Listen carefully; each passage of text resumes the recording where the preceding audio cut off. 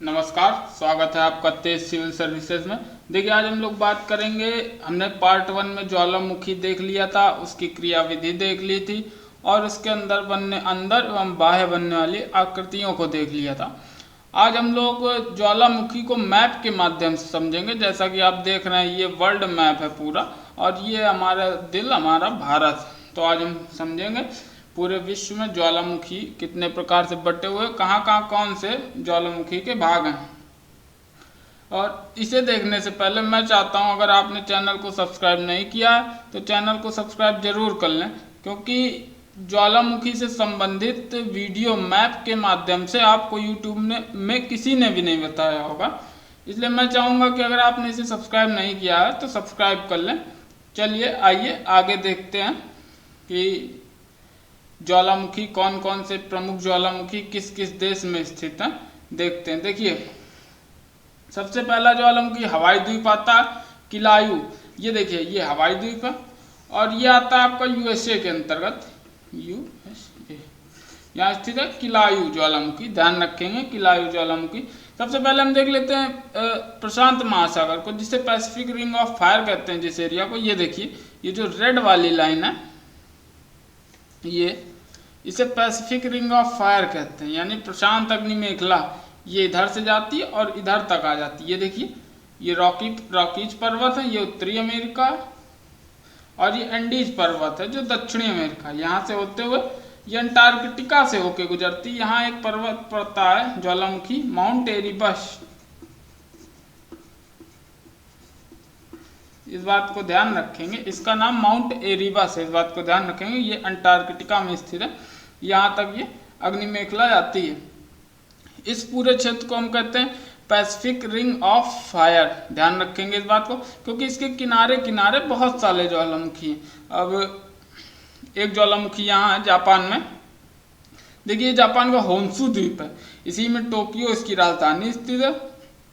अब हम यहाँ एक मेन इंपॉर्टेंट क्वेश्चन बनता है। देखिए, फ्यूजियामा भी होन्शु द्वीप पर स्थित है, जापान की राजधानी भी होन्शु द्वीप पर ही स्थित है।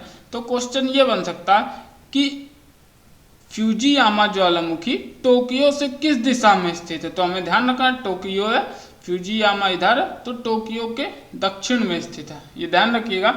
अब आप सोचेंगे ऐसा इतना कठिन क्वेश्चन नहीं बन सकता है, तो मैं आपको बता दूं कि एक बार बन चुका है बैरन द्वीप से रिलेटेड, कि किस दिशा में स्थित है, कितने किलोमीटर दूर स्थित है और कब इसका उद्गार हुआ था। तो इस बात को ध्यान रखिएगा, ये सब क्वेश्चन बन सकते हैं। आइए अब देखते हैं। ये देखिए, ये है ये है अटलांटिक सागर,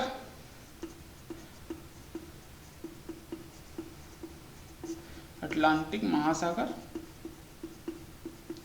और ये इसका कटक। ये देखिए मध्य कटक, एक प्लेट इसकी इधर जा रही है, एक प्लेट इसकी इधर जा रही है, ध्यान रखिए। और इससे जो गैप बनता है, इससे लावा निकला करता है, जिस पर आइसलैंड द्वीप स्थित है। और आइसलैंड के पास समुद्र का पानी उबलता हुआ दिखता है, जिसे पर्यटक देखने आते हैं। तो ध्यान रखिएगा कि ज्वालामुखी परमानेंट निकलता रहता है यहाँ, बस ज़्यादा विस्फोटदार नहीं होता, चूंकि समुद्र में होता है इसलिए विस्फोट नहीं होता। और ध्यान रखेंगे कि आइसलैंड अटलांटिक ओशियन में स्थित है। ओके, ये हो गया। अब परीक्षा के लिहाज से सबसे महत्वपूर्ण टॉपिक मेडिटेरियन सी के आसपास का क्षेत्र है। ये आपका इटली है, ये आपका लेपारी द्वीप है, ये सिसिली है, और ये है माल्टा द्वीपी देश है। ये प्राय एक द्वीपी देश है, इसका नाम है माल्टा। अब देखिए क्वेश्चन किस प्रकार के बनते हैं। ये लेपारी द्वीप है, मैं लिख देता हूं।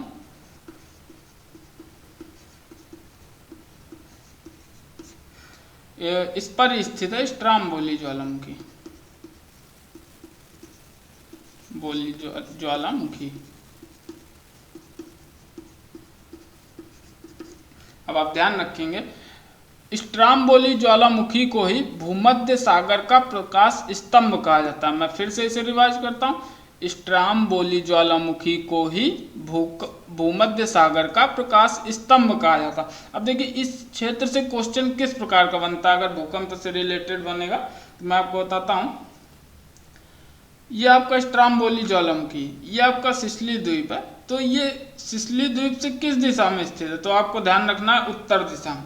या पूछ सकता है कि स्ट्राम्बोली ज्वालामुखी किस द्वीप पर स्थित है, तो लेपारी द्वीप पर।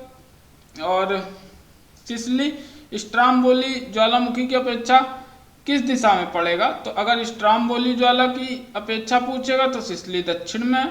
अगर सिसली की अपेक्षा स्ट्राम्बोली ज्वालामुखी को पूछेगा तो उत्तर में। इस बात का ध्यान रखिएगा, क्रम पूछ सकता है आपसे, बहुत इंपॉर्टेंट क्वेश्चन है।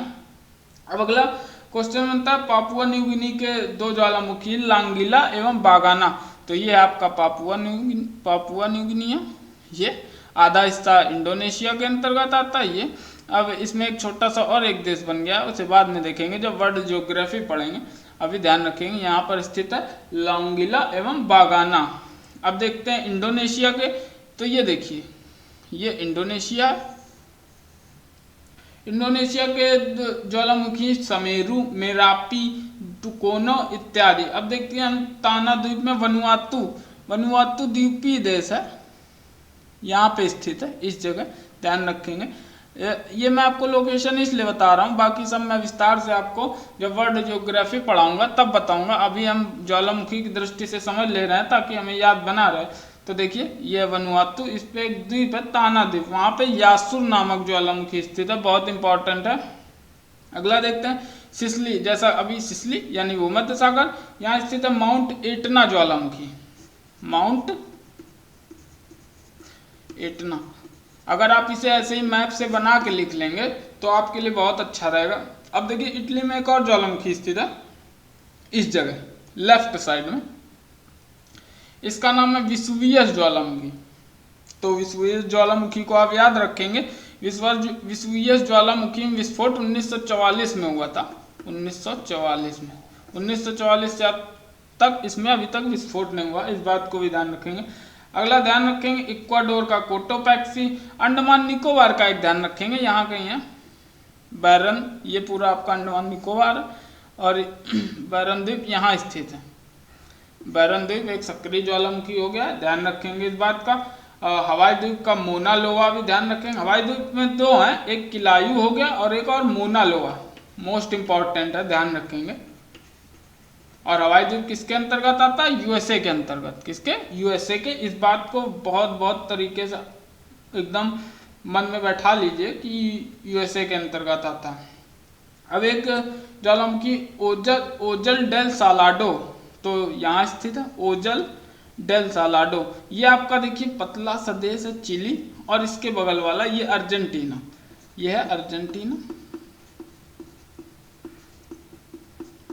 ध्यान रखिएगा। और ये चिली, तो ये अर्जेंटीना और चिली की सीमा पर स्थित है, इसका नाम है ओजल डेल सालाडो, इस बात को ध्यान रखिएगा। और एक ज्वालामुखी देखिए शांत ज्वालामुखी की श्रेणी में आता है, इसका नाम है कोह सुल्तान एवं देवबंद।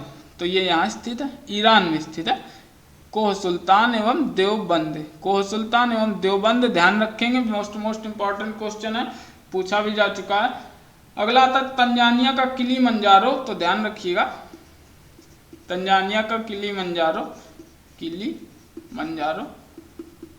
तंजानिया और केन्या की सीमा पर स्थित है, इस बात को ध्यान रखिएगा।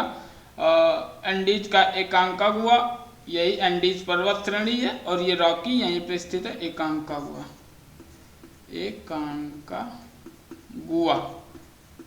देखिए मैंने आपको मैप से बताने की कोशिश इसलिए की ताकि आपको याद बना रहे, क्योंकि अगर आप एक बार मैप के माध्यम से ज्योग्राफी को समझ लेंगे तो आपको बहुत आसानी होगी इसे बनाने में।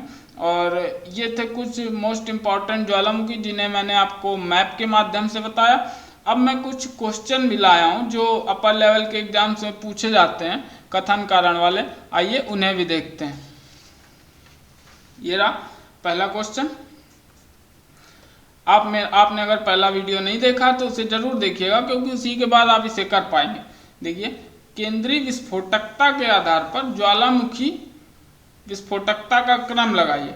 नंबर 1 आइसलैंडिक ज्वालामुखी, नंबर 2 हवाईयन ज्वालामुखी, नंबर 3 विसुवियन ज्वालामुखी। तो आप ध्यान रखिएगा इसे, विसुवियन ज्वालामुखी को आप ध्यान रखिएगा। अगला चौथा नंबर है स्ट्राम्बोलियन ज्वालामुखी, आप ध्यान रखेंगे इस चीज को। फिर है दूसरा, इसे क्रम से लगाना, मैंने इसे क्रम से नहीं लगाया, आप इसे क्रम से लगाइएगा तो ज़्यादा अच्छा होगा। अगला द्वीप है सिसली द्वीप। सिसली द्वीप पर कौन से ज्वालामुखी स्थित है? तो अभी मैंने पिछले वीडियो में बताया है, तो आप इसे बताइएगा। तीसरा नंबर है, इनमें से कौन सा कथन स्ट्राम्बोली ज्वालामुखी के परिप्रेक्ष्य में सत्य है। देखिए जब भी आप अपर लेवल का एग्जाम देंगे तो इसी टाइप के क्वेश्चन पूछे जाते हैं आपसे।